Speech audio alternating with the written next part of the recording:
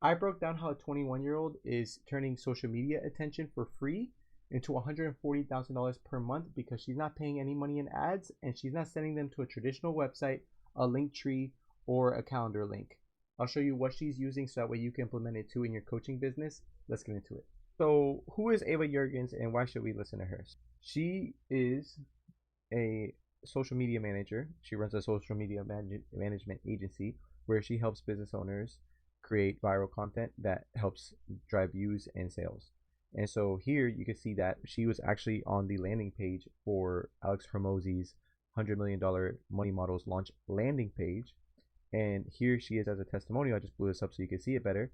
And she says, the stuff you guys showed me on the marketing conversion side helped me take my agency from 10 to 15 new clients a month to 40 to 60 new clients per month, all from organic, all without having to run ads. So she has $139,000 or 140K in new revenue coming in from conversion systems, all from organic without running ads.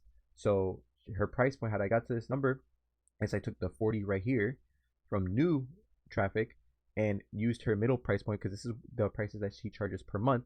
So $3,500 times 40 in this regard, it equals 139,800 per month, up to 209 in new clients per month. So when it comes to converting traffic from organic social media content, and people think landing page or people think funnels and they automatically think that it's automatically tied to advertising. And yeah, advertising is good, especially if you know how to do it profitably, but you can do this all with organic reach. And of course, if there's anybody to learn from, somebody that's a social media manager that's grown her accounts from 0 to 1 million followers now, congrats Ava.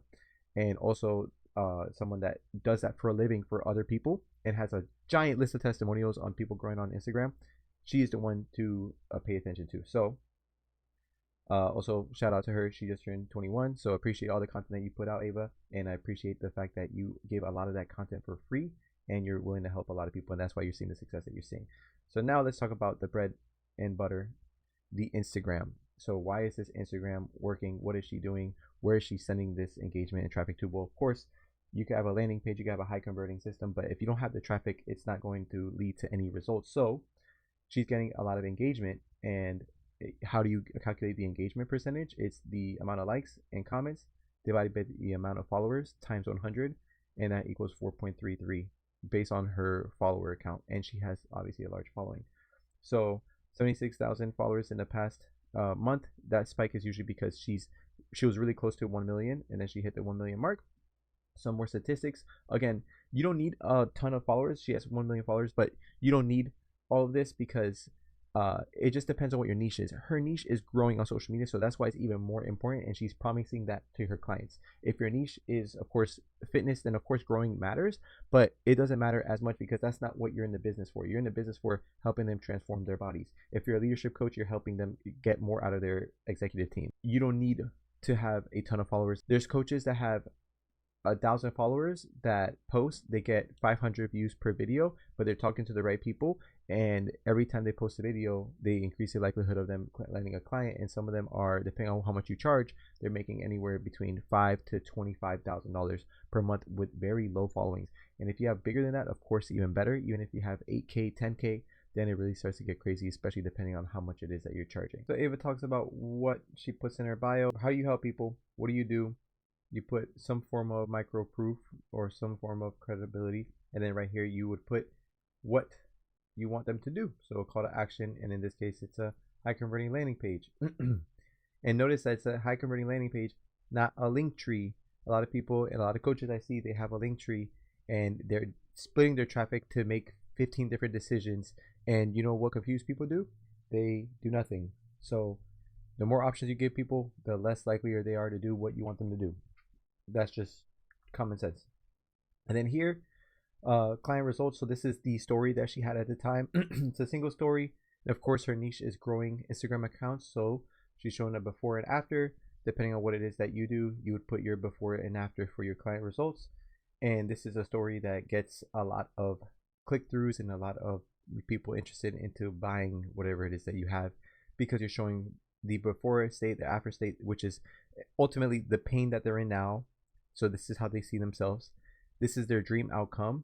And then a testimonial here as to from us, like the transformation and more context, and then going to that landing page again. So we'll talk about the landing page later on.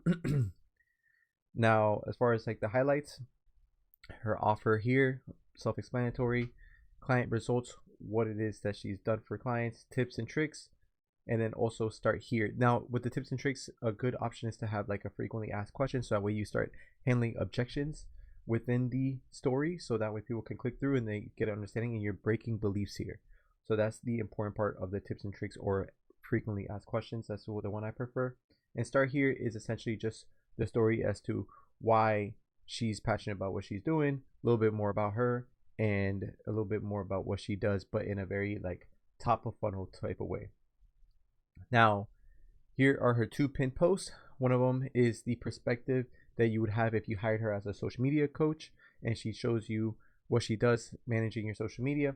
And then here is another version of this one right here, where she's sharing her story, why she's passionate about what she's doing, so that way you get to know her, because people do business with people that they like, know, and trust.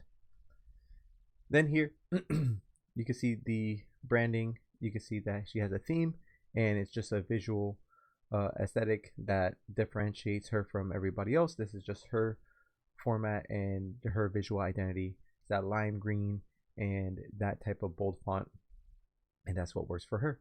Now, we can't talk about Instagram without mentioning her personal account, and so this is where she teaches finance, but this is just, it seems like it's more of course of a passion project, and you could tell that it's different because she has the red differentiated text, so you can tell that it's completely different, so that way you don't get them confused as to why she's talking about finances and about college and the market and stocks and all that when she normally is talking about content.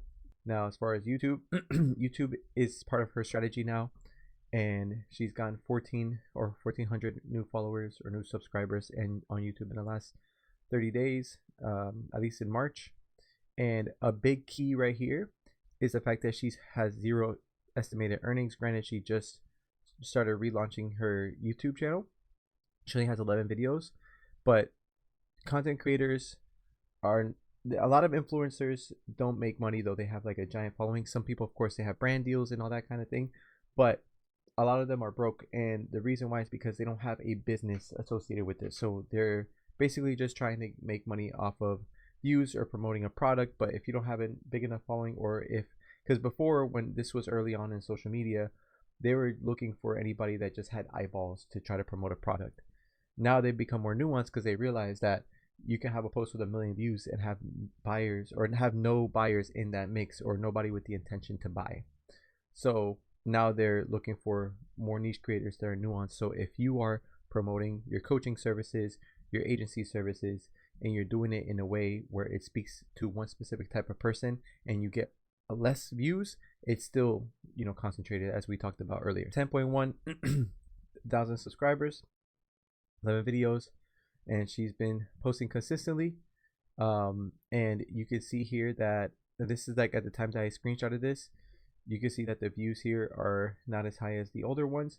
But the reason why YouTube is part of the strategy for a lot of people, and including myself, is because when you can showcase that you know what you're talking about, even if you have a smaller view count, then it shows that you have more expertise. But on short form content, you can't show as much than if you had long form content. The buyers on YouTube, or the prospects on YouTube, have a more sophisticated palette. They're more deeper into the solution process than somebody that doesn't know about it and is just scrolling on their Instagram feed. So these people are actively searching for these solutions, and then you're providing a long, detailed solution to their problem.